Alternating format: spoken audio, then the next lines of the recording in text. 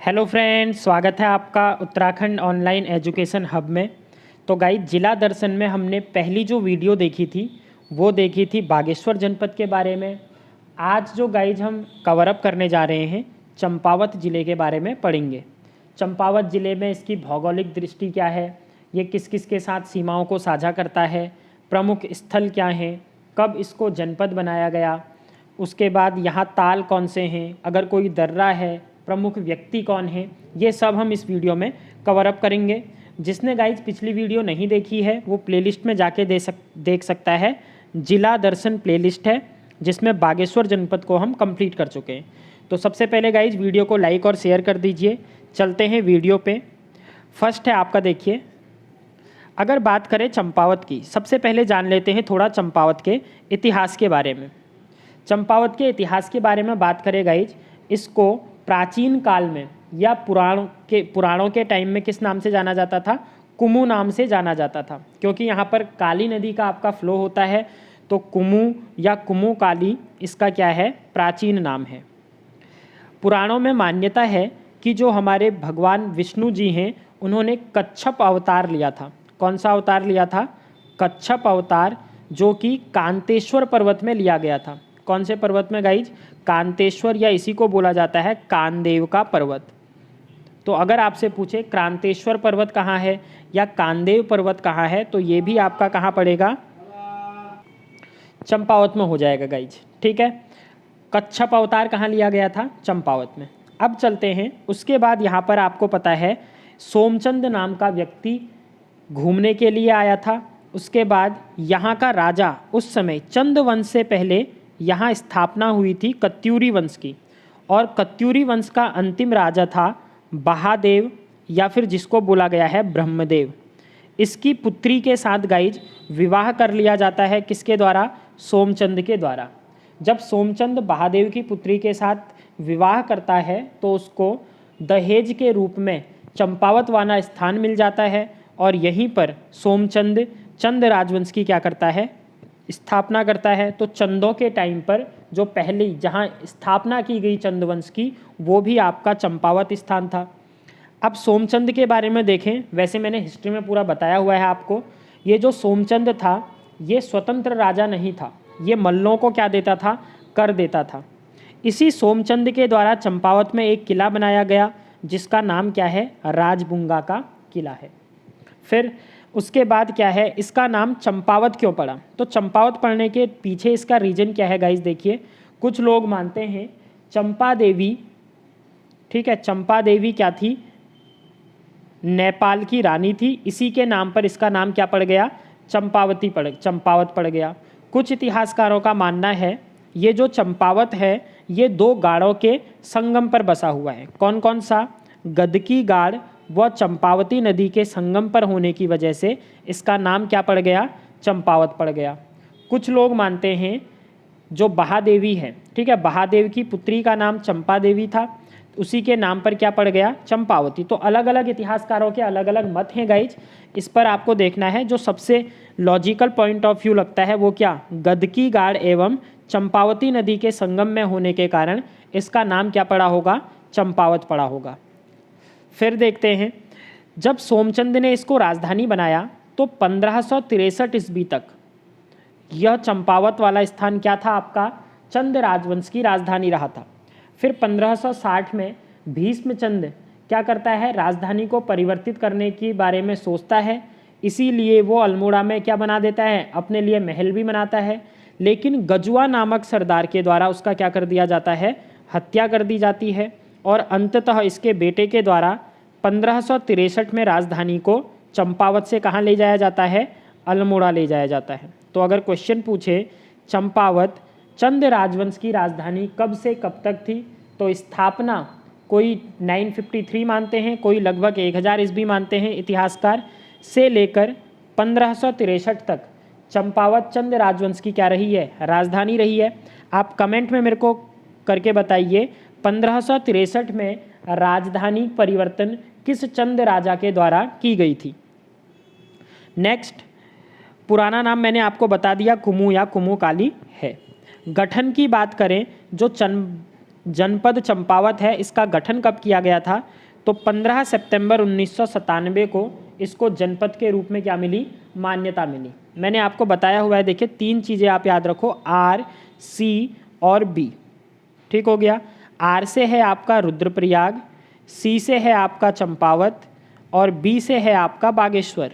ये 3 जिले गाइज क्षेत्रफल की दृष्टि से भी सबसे छोटे जिले हैं और इनका गठन कब हुआ था? 1997 में हुआ था, RCB। ठीक है, 1997 में इनको क्या बनाया गया था? जिला बनाया गया था। अब बात कर लेते हैं भौगोलिक स्थिति की। देखिए गाइज, ये है हमारा उत्तराखंड। उत्तराखंड में अभी हम बात कर रहे हैं चंपावत डिस्ट्रिक्ट की। तो ये आपको दिखेगा, यहाँ पड़ जाएगा आपका कौन सा डिस्ट्रिक्ट? चंपावत डिस्ट्रिक्ट। अब जानते हैं इस चंपावत की सीमाओं की जब भी बात होती है गाइज भौगोलिक दृष्टि की, तो भौगोलिक दृष्टि में 3 प्रकार की हम सीमाओं के बारे में पढ़ते हैं। एक होती है इंटरनेशनल बाउंड्री, जिसे बोला जाता है अंतर्राष्ट्रीय सीमा। दूसरा होता है अंतर्राज्यीय सीमा, जो हमारे राज्यों के साथ बनाई जाती है। और तीसरी सीमा होती है अंतरजनपदीय सीमा, जो कि एक जनपद दूसरे जनपद के साथ क्या बनाता है? सीमा बनाता है। अब अगर हम इस चंपावत की बात करें तो चंपावत क्या किसी देश के साथ सीमा बनाता है? तो आप इधर देख सकते हो, ये जो इलाका है, ठीक है, इधर तक चाइना आएगा, फिर उसके बाद इधर से नेपाल आने लग जाता है। तो चंपावत किस देश के साथ सीमा बनाता है? आंसर हो जाएगा नेपाल के साथ। तो अंतर्राष्ट्रीय सीमा कितनी बनाई जाएगी? एक अंतर्राष्ट्रीय सीमा। अब बात करते हैं राज्यीय सीमा। क्या चंपावत किसी राज्य के साथ सीमा बनाता है? तो चंपावत किसी भी राज्य के साथ सीमा को साझा नहीं करता, तो ये हो जाएगा 0। अगला है अंतर जनपदीय सीमा, मतलब चंपावत कितने जनपदों के साथ सीमा को साझा करता है। देखिए, इसके ऊपर उत्तर में पिथौरागढ़ स्थित है, उसके बाद अल्मोड़ा दूसरा जिला, नैनीताल तीसरा जिला और उधम सिंह नगर कौन सा जिला? चौथा जिला। तो आप कह सकते हो चंपावत 4 जनपदों के साथ सीमा को साझा करता है। कौन कौन से हैं? पिथौरागढ़, अल्मोड़ा, नैनीताल और उसके बाद आपका चंपावत। नेक्स्ट है आपका, नेक्स्ट देखिए गाइज, अगर हम एरिया की बात करें तो चंपावत का एरिया 1766 किलोमीटर स्क्वायर है। सबसे मोस्ट इम्पोर्टेंट पॉइंट याद क्या रखना है आपको, क्षेत्रफल की दृष्टि से उत्तराखंड का सबसे छोटा जिला कौन सा है? तो चंपावत जिला सबसे छोटा है। कितना एरिया है? 1766 किलोमीटर स्क्वायर इसका क्या है? एरिया है। एरिया वाइज आपको अगर याद रखना है तो सी याद रख लो, सी से चमोली, सी से चंपावत। चमोली का क्षेत्रफल सबसे ज़्यादा और चंपावत का क्षेत्रफल सर्वाधिक कम है। अंतर्राष्ट्रीय सीमा मैंने आपको बता दिया नेपाल के साथ लगती है। आंतरिक सीमा पिथौरागढ़, अल्मोड़ा, नैनीताल और उधम सिंह नगर जिले के साथ बनाई जाती है। जो चंपावत स्थित है गाइस, देखिए चंपावत के पूर्व में क्या स्थित है पूछे। जैसे मैंने बागेश्वर जनपद सीरीज में आपको बताया था, भीलेश्वर पर्वत और इधर नीलेश्वर पर्वत पश्चिम में, उत्तर में आपका सूरजकुंड और दक्षिण में क्या था? अग्निकुंड। ऐसे ही चंपावत जो है इसके पूरब में एक पर्वत स्थित है जिसे क्रांतेश्वर पर्वत कहा जाता है और इसी पर्वत पर भगवान विष्णु ने कुमु अवतार लिया था, मतलब कच्छप का अवतार लिया था। यहीं पर एक मंदिर है जिसे बोला जाता है मल्लाडेश्वर मंदिर। तो अभी मैं मंदिर में भी बताऊंगा आपको मल्लाडेश्वर महादेव मंदिर कहाँ स्थित है। चंपावत में, इसकी पूर्वी सीमा को बनाता है। अगर बात करें इसके पश्चिम में, तो पश्चिम में हिंगला देवी मंदिर और नरसिंह मंदिर इम्पोर्टेंट है। देखिए, पश्चिमी सीमा बनाई जाती है 2 मंदिरों के द्वारा, हिंगला देवी और नरसिंह मंदिर। मल्लाडेश्वर मंदिर जो कि क्रांतेश्वर पर्वत में स्थित है, ये इसकी पूर्वी सीमा को क्या करता है? बनाता है। नेक्स्ट थर्ड पॉइंट पे चलेंगे गाइज हम, प्रशासन पर। अब प्रशासन में देखिए क्या क्या बातें जाती हैं। सबसे पहले विधानसभा क्षेत्र के बारे में हम बात करेंगे।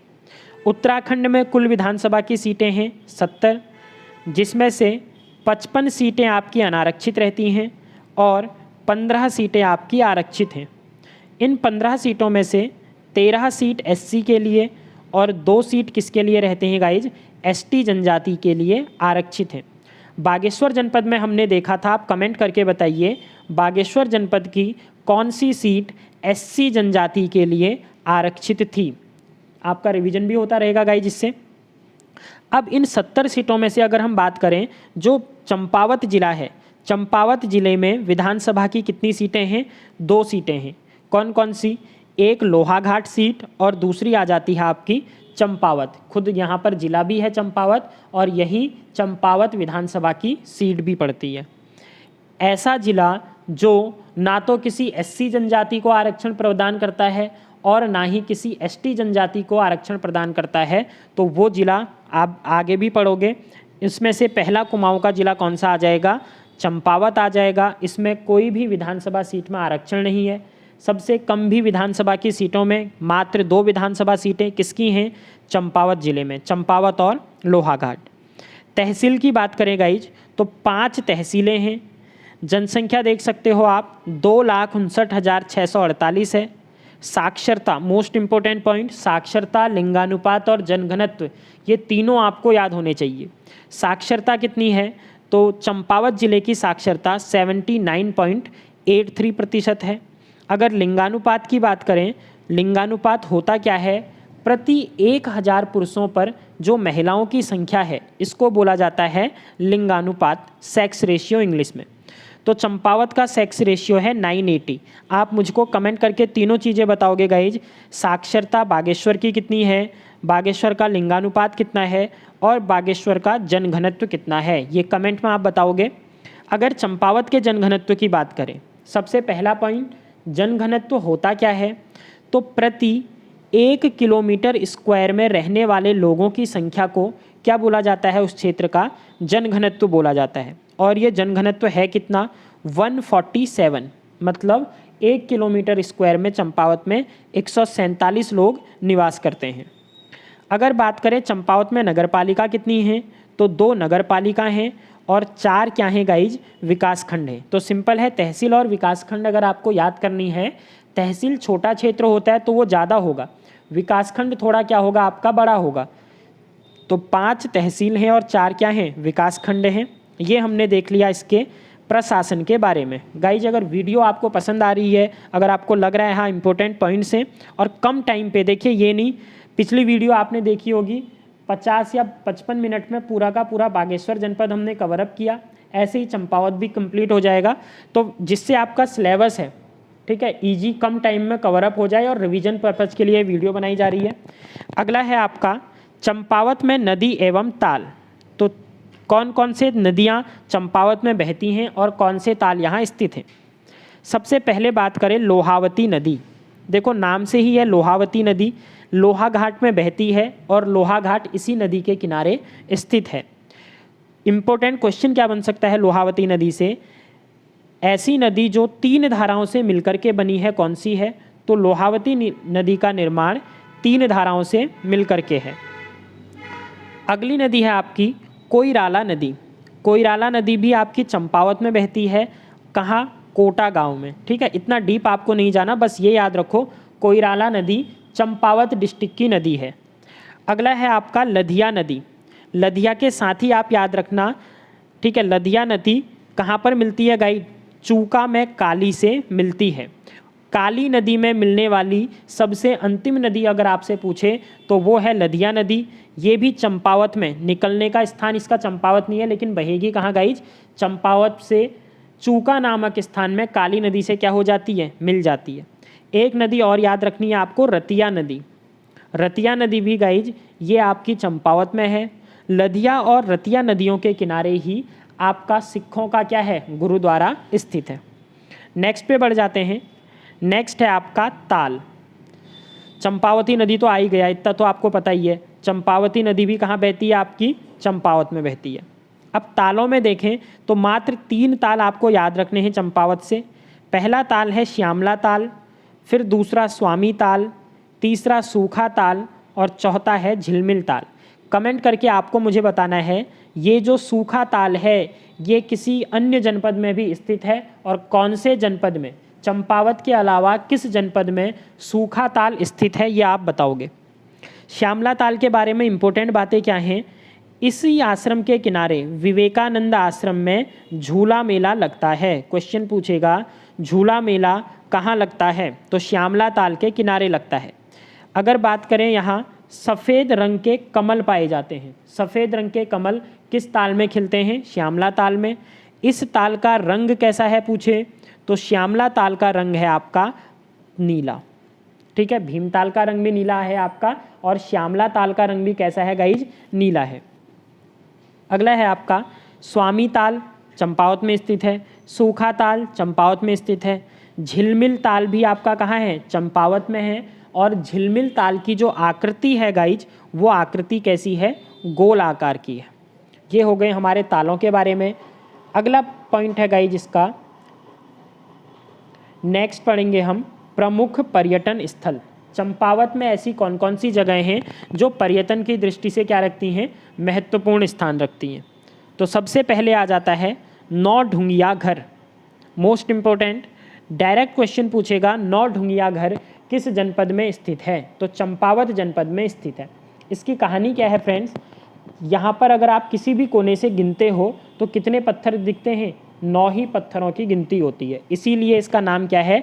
नौढुंगिया घर। अगला है आपका बाणासुर किला। बाणासुर किला कहाँ पर स्थित है? ये स्थित है चंपावत के लोहा घाट में। किसने बनाया था? तो बाणासुर नाम का एक राजा था, इसी के द्वारा इस किले का क्या किया गया था? निर्माण करवाया गया था। इसके स्थानीय नाम की बात करें, इसी को मारकोट का किला भी कहा जाता है। देखो कई बार आपसे पूछ देता है मारकोट का किला कहाँ है, तो मारकोट का किला भी चंपावत जनपद में स्थित है। अगर पूछे मारकोट का किला किसे कहा जाता है, तो बाणासुर के किले को ही मारकोट का किला कहा जाता है। अगला है आपका बाराकोट किला। बाराकोट किला चंपावत डिस्ट्रिक्ट में।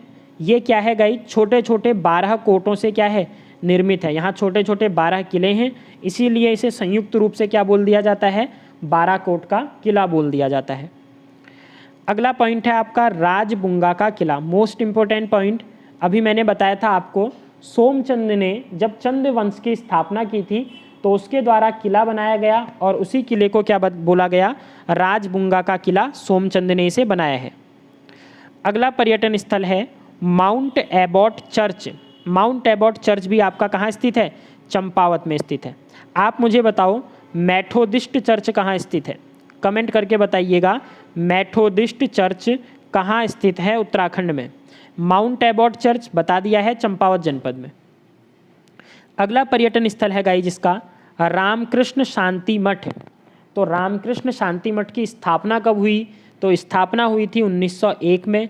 किसके द्वारा की गई थी? स्वामी विवेकानंद जी के द्वारा। कहाँ पर? चंपावत में। एक्चुअली अभी आप पढ़ोगे आगे विवेकानंद आश्रम के बारे में।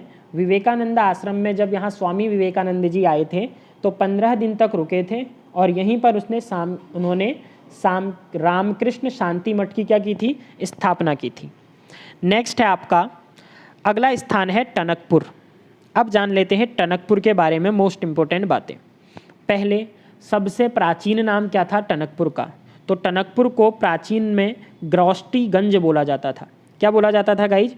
ग्रोष्टीगंज किसका प्राचीन नाम है पूछता है तो आप बोलोगे टनकपुर का पुराना नाम है। इस टनकपुर शहर को बसाया किसके द्वारा गया था? तो इसको बसाने का श्रेय जाता है टॉल्क को। ये एक अंग्रेज पर्यटक थे। हुआ क्या था 1890 के आसपास में टॉल्क एवं हसी ये 2 पर्यटक थे। ये इस स्थान पर आए थे और इन्होंने यहाँ पर देखा, यहाँ घूमे और यहाँ पर अपने लिए इन्होंने क्या बना दिए? बंगले बनवाए थे। इसीलिए टनकपुर को, जो आधुनिक टनकपुर बना हुआ है, इसको बसाने का श्रेय किसको जाता है? टॉल्क को जाता है। इसी टनकपुर में गाइज आपकी एक बरमदेव मंडी स्थित थी प्राचीन समय में। और ये बरमदेव मंडी किसके द्वारा बनाई गई थी? कत्यूरियों के अंतिम राजा, और अंतिम राजा का क्या नाम था? महादेव या ब्रह्मदेव। इसीलिए उसने इसका नाम क्या रखा? बरमदेव मंडी रखा। ये आपका देखिए ये भारत है और यहाँ पड़ेगा आपका नेपाल। भारत और नेपाल की सीमा पर इस मंडी को क्या किया गया था? बनवाया गया था। लेकिन हुआ क्या, उसके बाद 1880 में शारदा नदी में आती है बाढ़ और उसी बाढ़ में ये टनकपुर मंडी क्या हो जाती है? बह जाती है। तो टनकपुर से इतने इंपॉर्टेंट पॉइंट आपको याद रखने हैं। पहला, टॉल्क ने इसको बसाया था। इसका पुराना नाम ग्रोष्टीगंज है। बरमदेव मंडी टनकपुर में थी जो कि 1880 में शारदा नदी की बाढ़ में क्या हो गई थी? बह गई थी। दूसरा, टनकपुर में एक मंदिर स्थित है और इस मंदिर को बोला जाता है पूर्णागिरि मंदिर। पूर्णागिरि मंदिर किस जनपद में है पूछता है तो चंपावत बोलोगे, लेकिन अगर उसने लोकेशन पॉइंट्स दिए हैं तो टनकपुर में। इसी टनकपुर को गाइज क्या बोला जाता है? पूर्णागिरि मंदिर का प्रवेश द्वार कहा जाता है। जैसे कुमाऊं का प्रवेश द्वार काठगोदाम, गढ़वाल का प्रवेश द्वार आपका कौन सा? कालागढ़ डैम जहाँ है कोट द्वार। ऐसे ही आपका टनकपुर किसका द्वार कहा जाता है? पूर्णागिरि मंदिर का प्रवेश द्वार कहलाता है। कमेंट करके आप मेरे को बताओगे जौहार का प्रवेश द्वार किसको कहा जाता है? जौहार का प्रवेश द्वार किसको कहा जाता है? दूसरा पॉइंट आप मेरे को बताओगे गाइज, नैना झील का गेटवे किसको कहा जाता है? नैना झील का गेटवे किसको कहा जाता है? मैं जितने पॉइंट एक्स्ट्रा बता रहा हूँ गाइज वो इम्पोर्टेंट है, वो आपको पढ़ने हैं। पहला जौहार का प्रवेश द्वार, दूसरा नैना झील का गेटवे किसको कहते हैं। अगला पॉइंट है आपका टनकपुर के बाद गाइज हम चलेंगे पूर्णागिरि मंदिर से। इम्पोर्टेंट बात क्या याद रखनी है, यहाँ पर चैत्र नवरात्र में मेला लगता है और माता सती की नाभि का अंग यहाँ पर गिरा था।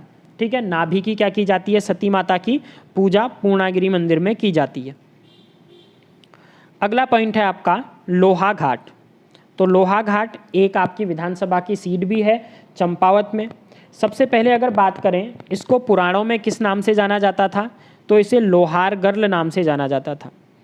कत्यूरी जब यहाँ पर लोग आए तो कत्यूरी राजवंश में इसे सुई बोला गया।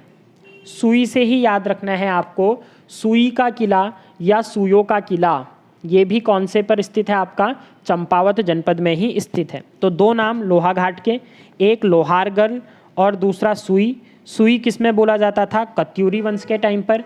और लोहारगर्ल किस में बोला गया है? पुराणों में बोला गया है। कौन सी नदी के तट पर है? तो लोहावती नदी पर स्थित है आपका लोहा घाट।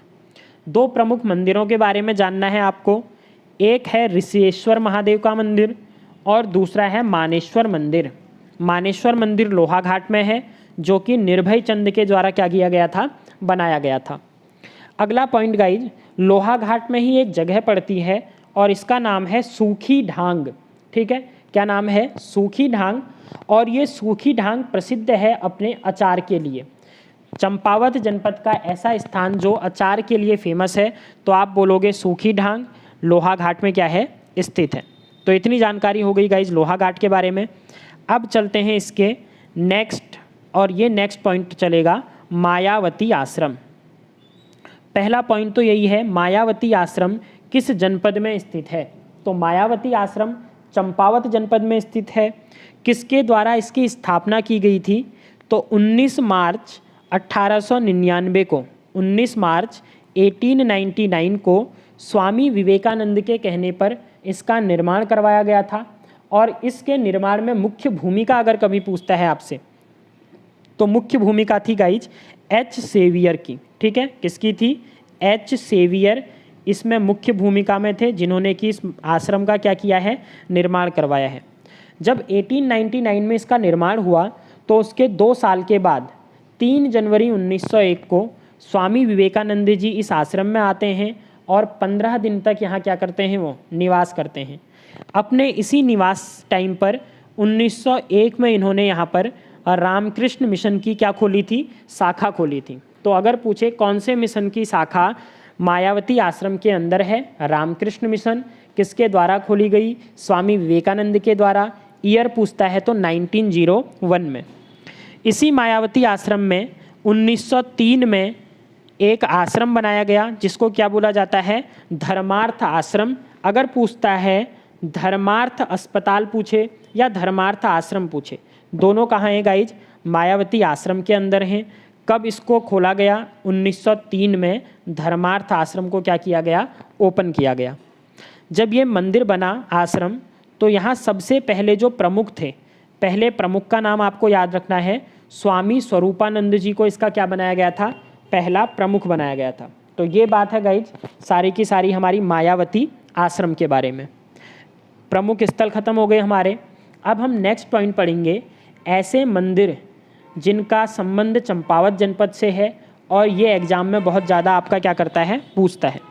वीडियो अगर पसंद आ रही है गाइज तो वीडियो को लाइक और शेयर कर दीजिए, कमेंट करके बताइए आगे भी जनपद की वीडियोज आपको चाहिए या नहीं चाहिए। अगर आपको लगता है जो कंटेंट है वो आपके लिए यूजफुल है, एग्जाम में पूछता है आपके क्वेश्चन, तो आप कमेंट करके बताइएगा, क्योंकि कमेंट से ही पता चलेगा कि वीडियोज आगे बनानी है या नहीं।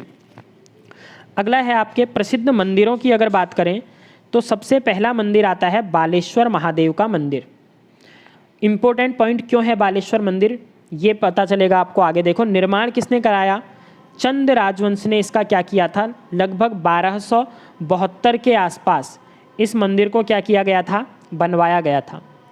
पहला क्वेश्चन पूछेगा बालेश्वर महादेव का मंदिर किसके द्वारा बनाया गया, मतलब इसके वास्तुकार कौन थे या इसको बनाया किसने?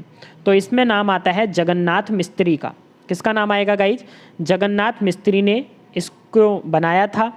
फिर उसके बाद क्या हुआ, जैसे आपने पढ़ा होगा इंडियन हिस्ट्री में, ताजमहल बनाने के बाद उसके वास्तुकार के हाथ काट दिए गए थे। इसी प्रकार से चंद राजाओं ने जगन्नाथ मिस्त्री का भी क्या कर दिया? हाथ काट दिए।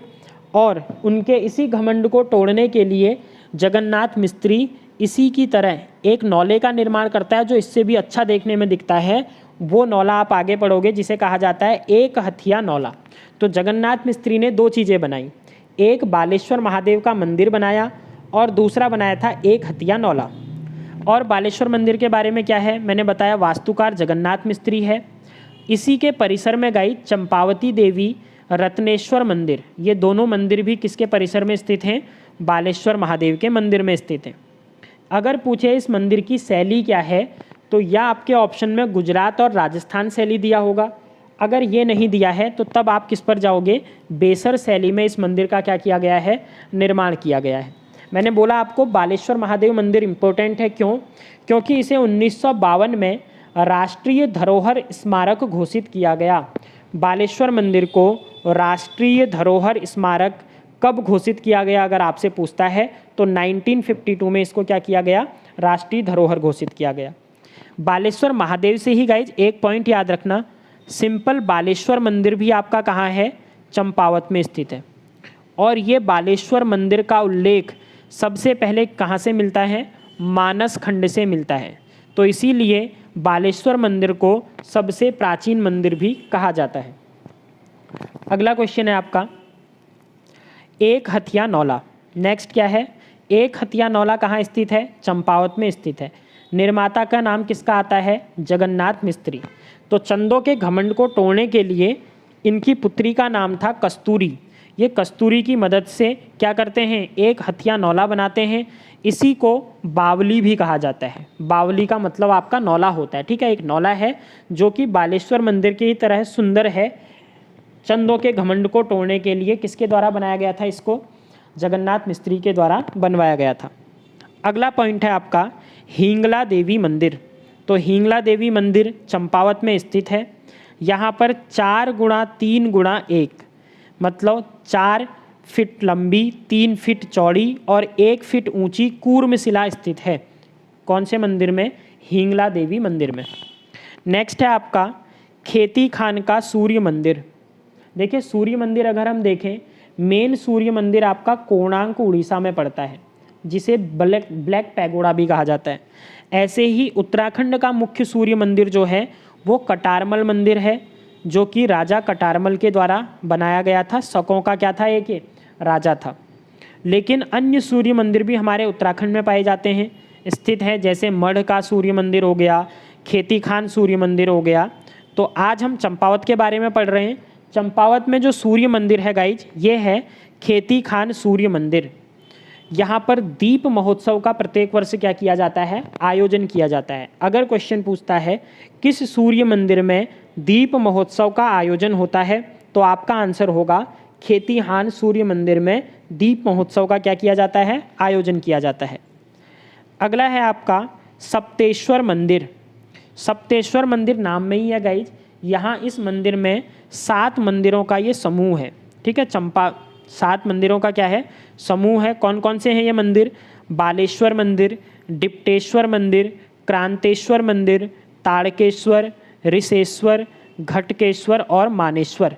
इन 7 मंदिरों को संयुक्त रूप से क्या बोला जाता है? सप्तेश्वर महादेव का मंदिर बोला जाता है। तो ये भी आपको याद रखना है। अगला इंपॉर्टेंट मंदिर है आपका वाराही देवी मंदिर। वाराही देवी मंदिर अभी आपने देखा रक्षाबंधन के दिन न्यूज़पेपरों में पढ़ा होगा, आषाढ़ी कौतिक या बगवाल मेला।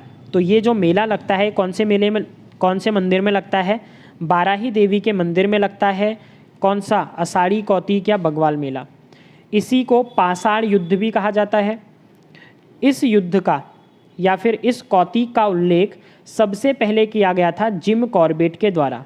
जिम कॉर्बेट की एक बुक है जिस बुक का नाम है man eater of Kumaon. Question पूछे बगवाल मेले का सबसे पहले उल्लेख किसके द्वारा किया गया? तो ये उल्लेख किया गया था जिम कॉर्बेट के द्वारा। कौन सी पुस्तक में? Man eater of Kumaon. और यहाँ से एक पॉइंट और क्लियर हो जाएगा आपका, मैन ईटर ऑफ कुमाऊं किस कवि की रचना है या किस व्यक्ति की रचना है? तो जिम कॉर्बेट की क्या है? रचना है। जिम कॉर्बेट से आपको पता है इन्हीं के नाम पर 1957 में रामनगर, ठीक है, में एक स्थित है जिम कॉर्बेट। पहले उसका नाम हैली नेशनल पार्क था, फिर रामगंगा नेशनल पार्क हुआ और 1957 में इसका नाम क्या कर दिया गया? जिम कॉर्बेट नेशनल पार्क कर दिया गया। अगला है आपका घटोत्कच मंदिर। तो घटोत्कच ये थी आपकी भीम और हिडम्बा का पुत्र था। और हिडम्बा मंदिर पूछे, घटोत्कच मंदिर पूछे, दोनों मंदिर कहाँ स्थित हैं? चंपावत में। लेकिन कभी अगर आपको ऑल ओवर इंडिया की बात करें, मुख्यतः जो हिडिम्बा मंदिर आता है ये पड़ता है गाइज आपका हिमाचल प्रदेश में। ठीक है, जैसे मैंने सूर्य मंदिर के बारे में बोला, मुख्य सूर्य मंदिर उड़ीसा कोणार्क का है, ऐसे ही मुख्य जो आपका हिडिम्बा मंदिर है वो कहाँ का है? हिमाचल प्रदेश का। अगला है आपका पंचेश्वर धाम। तो पंचेश्वर धाम आपका लोहाघाट में स्थित है। यहीं पर गाइज चामू देवता का क्या है? मंदिर है। क्वेश्चन अगर पूछता है निम्न में से कौन से देवता पशु रक्षक देवता कहलाते हैं? तो इन्हीं चामू देवता को क्या बोला जाता है? पशु रक्षक देवता बोला जाता है। नेक्स्ट मंदिर है आपका पर्यटन स्थल मीठा रीठा साहिब। इम्पोर्टेंट पॉइंट कर देना इसे भी। कहाँ स्थित है? चंपावत में।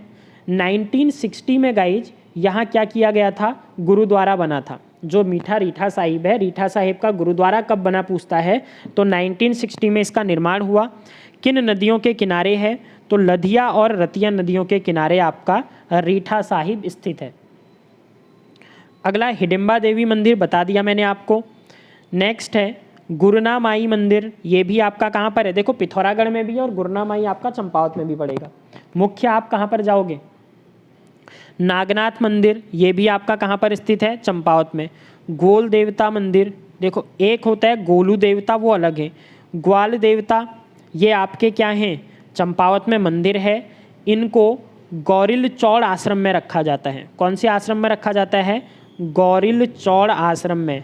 अगर आपसे पूछता है कुमाऊं के लोक देवता कौन से हैं, तो या ग्वाल देवता बोले या गोरिल देवता बोले, दोनों का एक ही नाम है। ग्वाल देवता या गोरिल देवता को कुमाऊं का क्या बोला जाता है? लोक देवता। अच्छा, अब आपसे एक क्वेश्चन मैं पूछ रहा हूँ जो अल्मोड़ा जनपद से आता है। न्याय का देवता किसको कहा जाता है? न्याय का देवता कहा जाता है आपका गोलू देवता को। अगर बात करें इस गोलू देवता के किसके बारे में पूछ दे क्वेश्चन? निवास स्थान के बारे में। गोलू देवता का मूल निवास स्थान कहाँ माना जाता है? तो इनका मूल निवास स्थान कहाँ माना जाता है? चंपावत में माना जाता है। देखिए अलग से क्वेश्चन क्या क्या पूछेगा। अगर पूछता है गोलू देवता का मंदिर कहाँ है, तो मुख्य मंदिर अल्मोड़ा में पड़ेगा आपका, ठीक हो गया। लेकिन अगर पूछा है गोलू देवता का मूल निवास स्थान कहाँ था, तो मूल निवास स्थान कहाँ माना जाता है? चंपावत में माना जाता है। अगला क्वेश्चन है गाइज, अब पढ़ेंगे हम चंपावत के प्रमुख मेलों के बारे में या चंपावत के प्रमुख त्योहारों के बारे में। सबसे पहला मेला जो आ जाता है ये आ जाता है लड़ी धूरा मेला। लड़ी धूरा मेला लगता कहाँ है? चंपावत में। पहला पॉइंट तो यही क्लियर हो जाएगा आपका। पद्मा देवी के मंदिर में, पद्मा देवी का मंदिर है, इसी मंदिर परिसर में आपका लड़ी धूरा का मेला लगता है। 2013 से यहाँ फलों एवं फूलों से बगवाल मनाई जाती है। तो लड़ी धूरा मेले में फलों एवं फूलों से बगवाल मेले का प्रारंभ कब से शुरू हुआ? अगर ये क्वेश्चन आपसे पूछा जा रहा है तो आप बोलोगे 2013 से। अगला मानेश्वर मेला। मानेश्वर मेला भी आपका कहाँ लगता है गाइज? मायावती आश्रम में लगता है। और ये क्या है आपका? दुधारू पशुओं की यहाँ पर क्या की जाती है? पूजा की जाती है। पूर्णागिरि मेले की बात करें तो यहाँ पर चैत्र नवरात्र में लगता है। झूला देवी मेला, ये भी आपका अभी मैंने बताया था श्यामला ताल के किनारे लगेगा। झूला देवी का मेला चंपावत का मेला है। ऐसे ही चैतौल मेला चंपावत में कब लगता है? चैत्र अष्टमी के दिन लगता है। फिर उसके बाद आपका गोरा अठवाली मेला। तो गोरा अठवाली मेला कब लगता है गाइज आपका? राजी जनजाति का त्यौहार। मोस्ट इंपोर्टेंट पॉइंट कर लो इसे।